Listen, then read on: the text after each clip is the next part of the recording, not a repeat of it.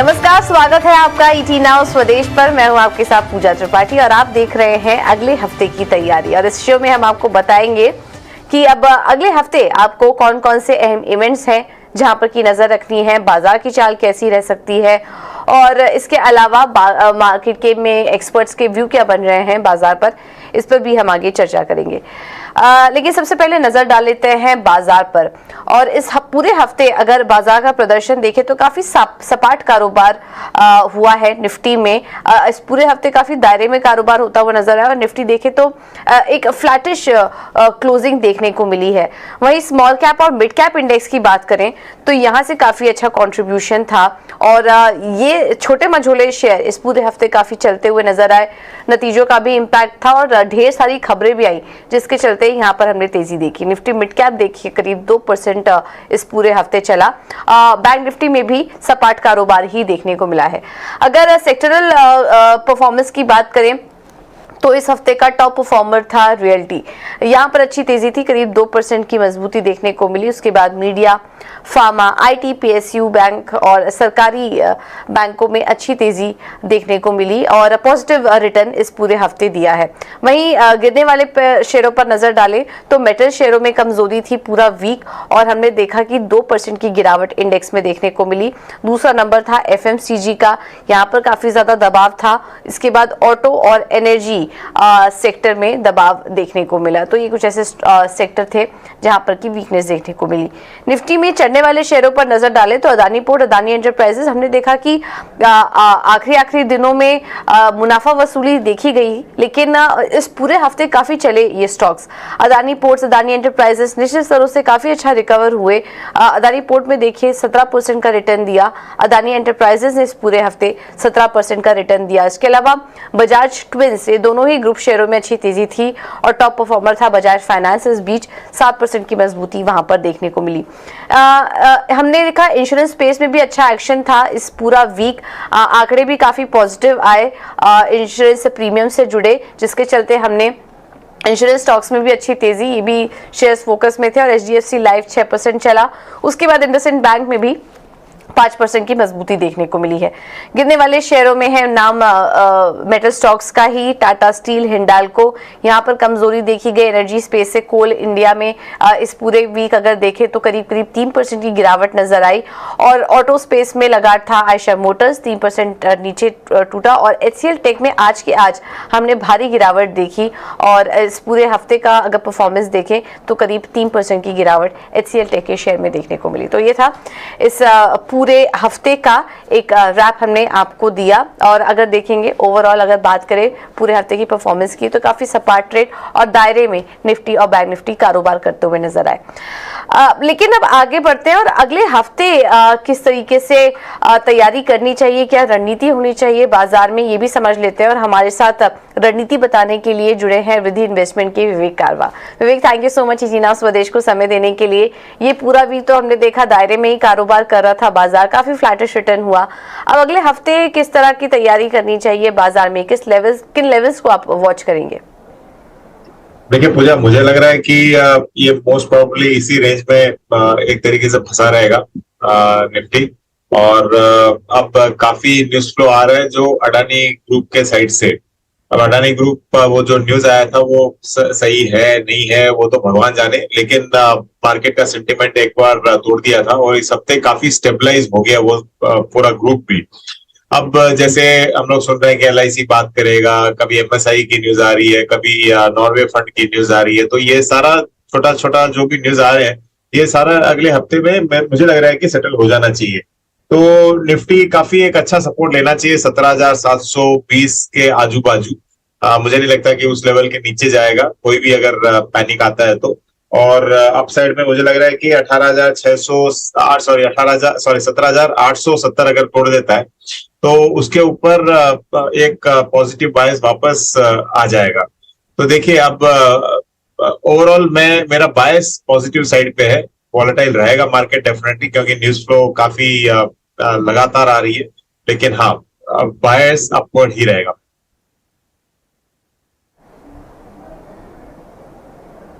ठीक है। तो 17,870 का लेवल अगर तोड़ा तो फिर एक तेजी के लिए तैयारी हो सकती है बाजार में, लेकिन इसी रेंज में, इसी दायरे में कारोबार करते हुए नजर आएगा मार्केट, तो इसी रेंज को प्ले करने की कोशिश करिए।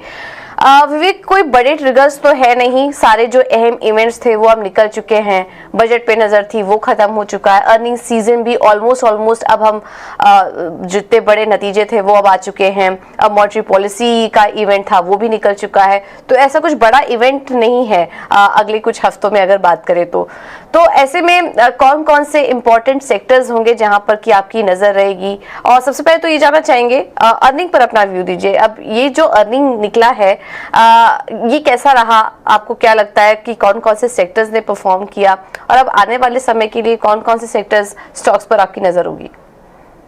देखिए, जहां तक अर्निंग्स का सवाल है, मुझे लगता है कि काफी मिक्स्ड सेट ऑफ अर्निंग्स आए हैं इस बार।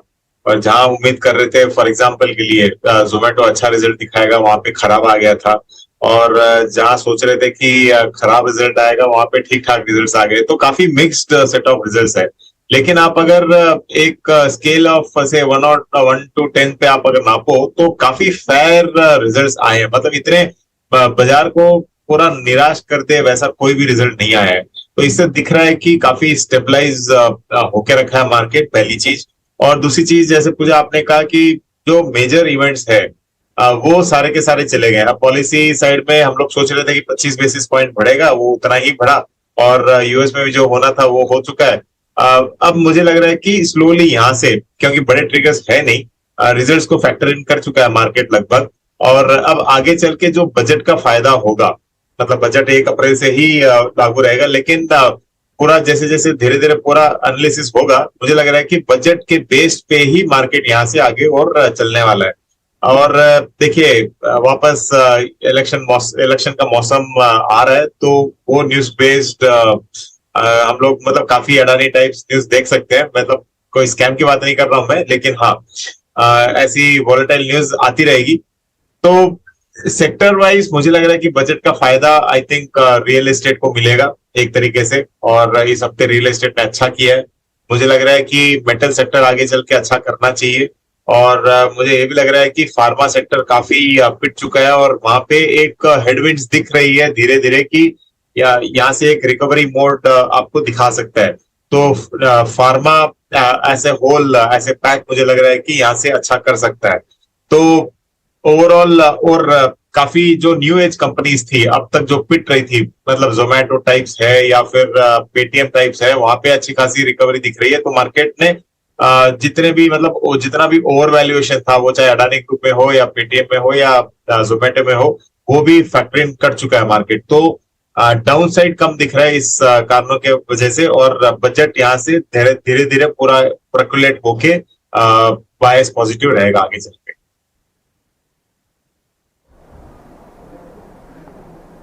तो बजट प्ले आउट करेगा यहाँ से। बजट में कैपेक्स की भी घोषणा हुई थी, तो ये कुछ फैक्टर्स हैं। और काफी इंपॉर्टेंट पॉइंट्स आपने विवेक कुछ हाईलाइट किए, जैसे इलेक्शन का भी समय है तो उस पर भी नजर रहेगी, और उससे जुड़ी हुई खबरें आ सकती हैं जिस पर कि बाजार का अपना रिएक्शन देगा। तो इन तमाम बातों पर नजर रखें, यही बड़े इवेंट्स हैं। बाकी मार्केट में अगर देखें तो ऐसा कुछ स्पेसिफिक ट्रिगर अभी फिलहाल 2-3 महीने के लिए तो नजर नहीं आ रहा है। विवेक, आपने न्यू एज टेक कंपनियों के बारे में बात की, और इसी पे मेरा अगला सवाल भी था कि ये पूरे वीक ये सारी कंपनियां फोकस में रही हैं। अच्छे नतीजों की बात की जा रही थी, पेटीएम ने इनफैक्ट नंबर्स अच्छे घोषित भी किए, लेकिन पेटीएम के बाद देखिए जो उसके पीछे जितनी कंपनियां थी, जोमेटो, नायका, पीबी फिनटेक, ये सबके सब स्टॉक्स चलना शुरू हुए। लेकिन फिर जब एक एक करके नंबर्स आए तो कहीं ना कहीं निराशा हाथ लगी, और फिर से आज ऐसी गिरावट देखी पेटीएम में, जैसे ऐसी गिरावट दिखाई। काफी समय से इस तरह की गिरावट और इस तरह का प्रेशर हमने देखा नहीं था। अभी इन तमाम कंपनियों में क्या स्ट्रैटेजी अपनानी चाहिए? कोई कंपनी है आपको इन स्तरों पर जो अभी भी अट्रैक्टिव लग रही है, या फिर ये पूरा स्पेस अभी कुछ समय के लिए आप अवॉइड करेंगे? देखिए पूजा, जो कमेंट्री आ रही है बाजार से, मतलब बाजार इन द सेंस ये मैनेजमेंट से, मुझे लग रहा है कि काफी हद तक एक पॉजिटिव संकेत दे रहा है। अब जोमेटो भी इतना नहीं गिरा आज, खाली 2%, मतलब 1-1.5 रुपया गिरा अगर, तो वो कोई बड़ी गिरावट नहीं लूंगा मैं, क्योंकि जो जोमेटो बोल रहा है वो भी एक लेवल पे वो लोग पॉजिटिव दिखा रहे हैं, खाली ये डिलीवरी बिजनेस अभी तक पिकअप नहीं हुआ है। और डिलीवरी बिजनेस भी काफी सीजनल होता है, तो अभी जब से छुट्टियां वगैरह चालू हो जाएगी अप्रैल मई में, ये बिजनेस भी वापस पिकअप कर लेगा। तो जोमेटो मतलब काफी टाइम बाद है, मैंने हमेशा हमेशा जोमेटो पे एक्सेल कॉल ही दिया हुआ था, लेकिन काफी टाइम बाद लग रहा है कि स्टॉक परफॉर्म कर सकता है, पॉसिबिलिटी है। और एक और पॉजिटिव ये है कि जोमेटो में करीबन 23-24 रुपए का पर शेयर वैल्यू तो खाली कैश में पड़ा है, तो कैश रिच कंपनी भी है। तो आगे चल के ब्लिंकिट जैसे ही अगर प्रॉफिटेबिलिटी में आता है डिलीवरी बिजनेस, तो वो भी पॉजिटिव करेगा। और एक और कंपनी जो मुझे इंटरेस्टिंग लग रही है वो है पीबी फिनटेक, जो पॉलिसी बाजार है।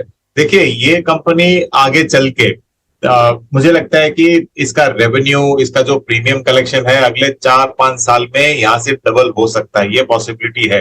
तो स्टॉक काफी पिट गया था और उसके कारण एक रैली देखने को मिली। और जहां तक पेटीएम का सवाल था, देखिए पूजा, अभी ऐसा हो क्या रखा है ना, ये जितनी भी न्यू एज कंपनीज है, हर लेवल पे इन्वेस्टर्स फंसे हुए बैठे हैं। तो पेटीएम काफी दिन बाद एक रैली दिखाया, 600, 650, मतलब 700 तक ऑलमोस्ट चला गया था। तो लोगों को एक मौका मिला था कि एक बार तो इसमें से प्रॉफिट बुक करके एक बार निकले। तो ये फॉल मैं उसकी मतलब उस कारण से ही सोचूंगा, और नेगेटिव कुछ लग नहीं रहा है। और लग रहा है कि अगले मतलब 2-3 क्वार्टर में ये लोग बोल रहे हैं कि ऑलरेडी पॉजिटिव रिजल्ट्स दिखाएंगे। तो अगर वो आ जाता है तो पेटीएम सही में अच्छा कर सकता है अब से।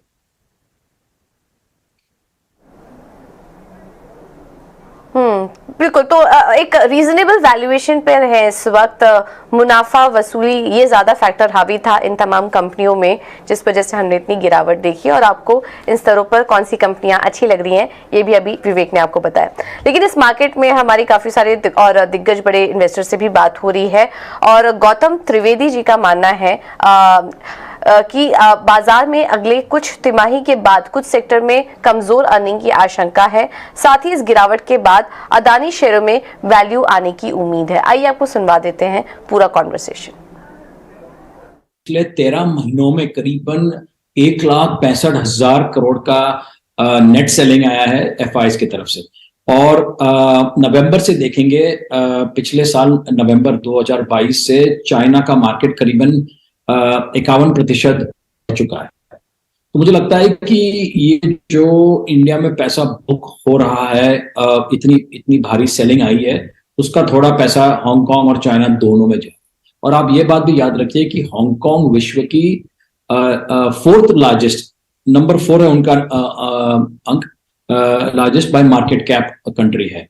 तो ये दोनों मार्केट्स बड़े हैं। ऑफ कोर्स ये याद रखना पड़ेगा कि हांगकांग का मार्केट कैप इतना बड़ा है क्योंकि काफी मेनलैंड चाइना के शेयर्स हांगकांग में भी लिस्टेड है हांगकांग स्टॉक एक्सचेंज पे। बट वो जो भी है उसकी वजह से वो विश्व का 4था सबसे बड़ा मार्केट है by in terms of market cap. तो पैसा जरूर वहां जा रहा है इंडिया को छोड़ के। और आज की तारीख में आप देखिए कि जो ग्लोबल म्यूचुअल फंड्स है उनका भी वेटेज इनटू चाइना करीबन 8% है आज की तारीख में, और पीक में 15% था करीबन 2 साल पहले की बात कर रहा हूं। तो वहां पे पैसा और जा सकता है, मुझे लगता है जरूर जा सकता है। और इंडिया में एफआईज को अभी भी शायद लग रहा है कि इंडिया का मार्केट काफी महंगा है,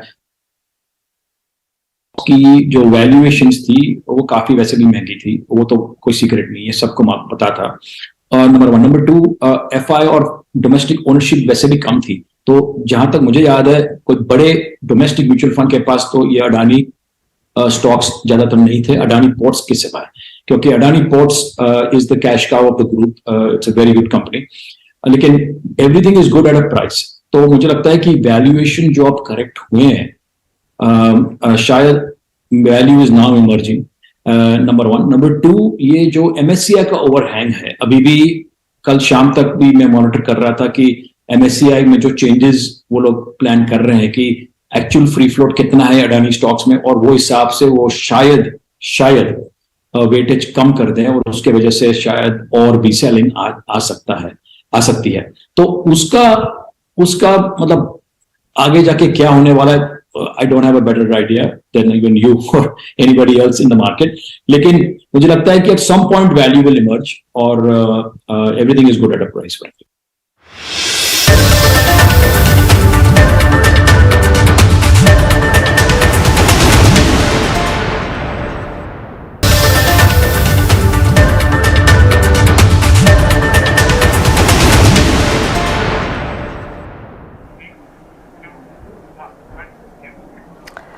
और MSCI इंडेक्स में जो बदलाव हुए हैं इसमें कौन कौन से शेयरों की एंट्री हुई है, कहां पर आउटफ्लो बढ़ेगा, इस पर एक डिटेल रिसर्च लेकर शरद दुबे हमारे साथ जुड़ चुके हैं। आइए आपको सुनवा देते हैं कि MSCI इंडेक्स में क्या कुछ बड़े बदलाव हुए। जी बिल्कुल, अभी जो है स्मॉल कैप स्पेस में आज बहुत अच्छी एक्शन देखने मिल रही है और आज वॉल्यूम बाइंग भी हो रही है। अब जो इम्पोर्टेंट बात ये है कि जो MSCI की इंडिया की जो स्मॉल कैप इंडेसेस है उसमें इंक्लूजन्स हुई इन स्टॉक्स की। अब ये इंक्लूजन्स होता है तो एक डॉलर इन्फ्लोज का एक्सपेक्टेशंस रहता है। नोवावा रिसर्च जो है एस्टिमेट कर रहे हैं कि इन स्टॉक्स में जो है जिनके नाम मैं लूँगा वहाँ पे स्ट्रॉन्ग डॉलर इन्फ्लोज देखने मिलेंगे। और ये स्टॉक्स हैं दिन के ट्रेड में जैसे कि GR इंफ्रा, स्पंदना स्फूर्ति और टेक्नो इलेक्ट्रिक इंजीनियरिंग। ये स्टॉक्स में जो है वॉल्यूम्स लगभग 3 से लेकर 7 गुना भी बढ़ने वाले अपने एवरेज डेली वॉल्यूम से। इसके अलावा आयन एक्सचेंज, एस्कॉट्स क्यूबोटा जो हाल ही में रिजल्ट्स भी आए थे और कैंपस एक्टिव है, इन तीनों स्टॉक्स में भी देख रहे हैं कि दिन में ट्रेड में उछाल देखने मिल रही है। ये स्टॉक्स भी 3 से लेकर 4% ऊपर है दिन के ट्रेड में। इसके अलावा और 3 अहम स्टॉक्स हैं जहां पे MSCI इंडिया की स्मॉल कैप इंक्लूजन होगी और वॉल्यूम से यहां पे लगभग 1 to 2 टाइम्स बढ़ने वाले। वो है DCB बैंक, JCB ऑटो और HG इंफ्रा। तो आप देख रहे हैं इंफ्रा स्टॉक्स में जो है अच्छी इंक्लूजन की जो है ट्रेंड्स देखने मिल रही है। और आखिर का लिस्ट मैं निकालूंगा वो रहेगा रेयरटेल, JK बैंक और रामकृष्णा फोर्जिंग्स। और यहाँ पे भी स्टॉक्स को देखें तो लगभग 3 से लेकर 5% तक का इजाफा दिन के ट्रेड में देखने मिला है और इनके वॉल्यूम्स में भी जो है बाइंग एक्सपेक्टेड है। और आखिर में रहेगा स्टॉक जो फोकस में रहेगा वो रहेगा JSW, जिंदल 100 बेसिकली। और यहाँ पे भी जो है स्टॉक में लगभग $2 मिलियन का इन्फ्लो एक्सपेक्टेड है और स्टॉक जो है लगभग 4 से 5% ऊपर है। तो इसलिए जो है ब्रॉडर मार्केट्स में भी जो है बाइंग देखने मिल रही है और एडवांस डिक्लाइन रेशियो भी अभी जो है बुल्स के फेवर में है। बिल्कुल, बहुत बहुत शुक्रिया शरद आपका ये जानकारी देने के लिए। तो MSCI index small cap space में काफ़ी सारे स्टॉक्स ने एंट्री ली है। एक लंबी लिस्ट है जो कि शरद अभी बता रहे थे। विवेक, हमने देखा इस पूरे वीक ये जो हफ्ता रहा ये छोटे मझोले शेयरों का रहा है। काफ़ी शानदार तेज़ी देखने को मिली कुछ नतीजों के दम पर और कुछ ये जो MSCI इंडेक्स में बदलाव हुए हैं उसके चलते भी। कोई स्टॉक है स्पेस में या कोई सेक्टर जो आपको अच्छा लग रहा है छोटे मझोले काउंटर में से, या फिर वो स्टॉक्स जो कि आज जिनकी MSCI में एंट्री हुई है उसमें से कोई स्टॉक है जो आपको अच्छा लग रहा है? देखिए पूजा, मतलब आज तो मैं नहीं रेकमेंड करना चाहूंगा उस लिस्ट से, क्योंकि ये न्यूज के बेसिस पे काफी स्टॉक चल चुके हैं। तो अगले 2-4 दिन में क्या होगा कि न्यूज फैक्टरिंग हो जाएगा और उसके बाद में पता चल जाएगा कि कौन सा स्टॉक लेना है नहीं लेना है, पहली चीज। और दूसरी चीज, आपने कहा कि स्मॉल एंड मिड कैप मतलब पूरे के पूरे स्टॉक्स अभी दौड़ रहे हैं। देखिए क्या हुआ है कि अब कोविड के बाद में और GST के बाद में काफी ये जो छोटी मोटी कंपनीज थी सारी फॉर्मलाइज हो गई थी लगभग, मतलब मेन स्ट्रीम में आके उनका बिजनेस जो पहले मतलब सफेद काला दोनों होता था, अब मोस्ट प्रोबेबली सारा का सारा बैलेंस शीट में दिख रहा है।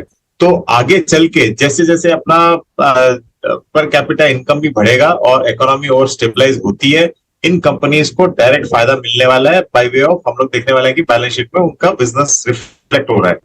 तो इसके कारण ये कंपनीज स्लोली फेयर वैल्यूएशन दिखने लग गया था और इधर एक इंटरेस्ट जग रहा है। लार्ज कैप में क्या हो गया कि मतलब ज्यादातर लार्ज कैप ऑलरेडी दौड़ चुके थे। तो कभी भी मार्केट में ऐसे होता है कि सेकेंड रन में ही लार्ज एंड मिड मतलब मिड एंड स्मॉल कैप बढ़ते हैं। तो यही हो रहा है और मुझे लग रहा है कि ये स्पेस आगे भी चल के चलने वाला है।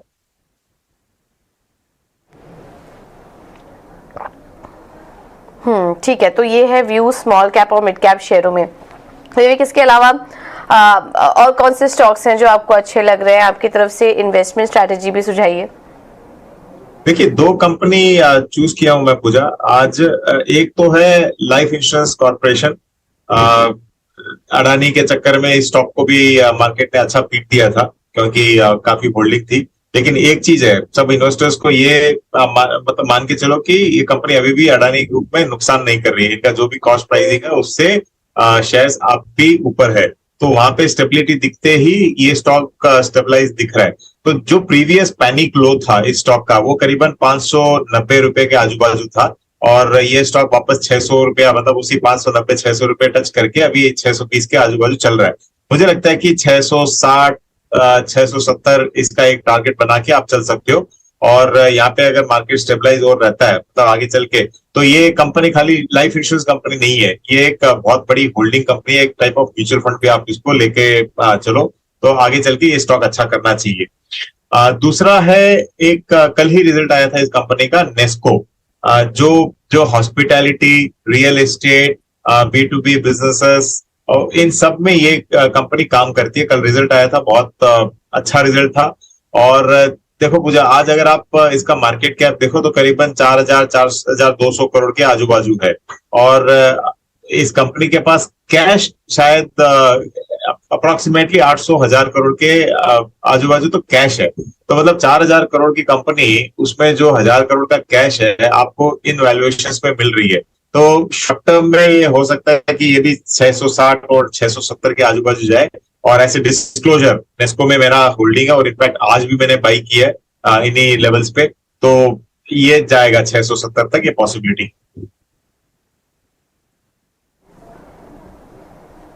670 की टारगेट के लिए नेस्को पर आप नजर रख सकते हैं, और LIC पर भी नजर रखिए, यहाँ पर भी निवेश की रणनीति आपको सुझाई गई है।